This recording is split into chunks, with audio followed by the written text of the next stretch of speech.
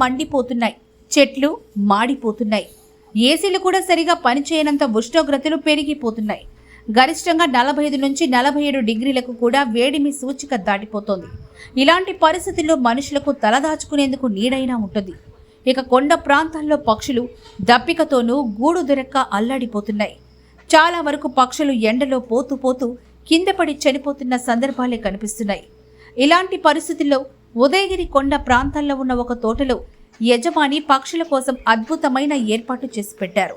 తన తోటలోనే అక్కడక్కడ water cans పెట్టి చిన్ని నీటి బొట్లు కింద పాత్రలో పడే విధంగా ఏర్పాటు చేశారు.